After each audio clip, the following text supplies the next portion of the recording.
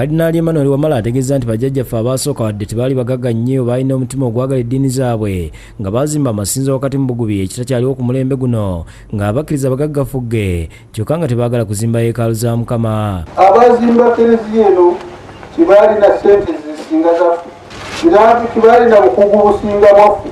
Abantu balina okukkiriza, bwe tunaaba n'okukkiriza ng'okwagala bajjajjaffe. Okwogera bino abadde ayimba misa ku kigo kya Bikira Maria owa Rosary ku mukolo ogw'okujagulizaako olunaku lw'ekifo n'okusonda ensimbi ez'okumaliza omulimu gw'okuddaabiriza ekereziya ya paalishi eno. Asabye abakristo okwewala obufumbo bwa kawondo kakubya eddirisa, bw'agambye nti bangi babulemeddemu wabula nga tebalina nsonga nnambulukufu gye bawa.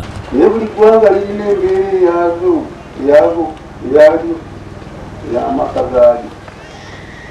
Wano ewaffe tuyiniki gayingiddwamu n'obukambwe.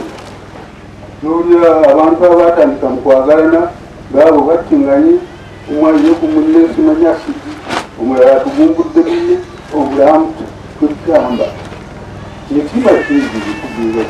Bwana mukulu w'ekifo kino Reverend Father Joseph Kinsambwe ategeeza nti ensimbi obukadde 112 ze zeetaagisa okumaliriza omulimu guno. Awo nno ffe tukwane Yesu atunyiririze ddala, nja kubassaamu ekitiibwa ennaku zonna ez'obulamu bwange.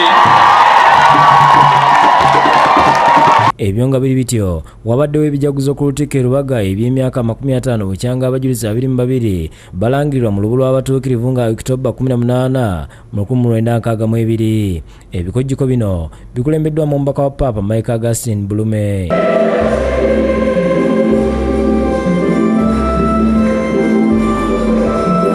Okujaguza kuno kwetabiddwako bannaddiini ab'enjawulo okuli Ssaabasumba w'essaza ekkulu eya Kampala Dr. Cyprian Kizito Lwanga, Bishop Emeritus Emmanuel Wamala, Bishop Christopher Kakoza, Bishop Edward Bahalagate n'abalala. Akulembeddemu okusaba Mike Augustine Bulume akubiriza abantu okulabira ku bajulizi nga balwanirira eddembe, okutabagana n'okwagala n'ebitusoomooza mu nsangi zino, era oluvannyuma asembezza abantu era n'abagumya tibaleme kutya kubanga Katonda ali naffe.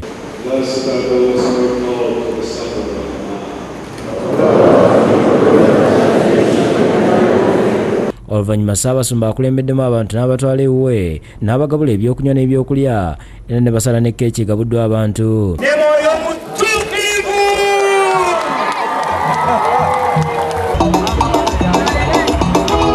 Basanyusiddwa abaana b'oku St. John Bosco Katenda abadde bayimba n'okuzina era nga baweereddwa ne certificate olw'okuyimba obulungi. Edward Nsobuga yakusakidde Green ku Lwabukedde TV.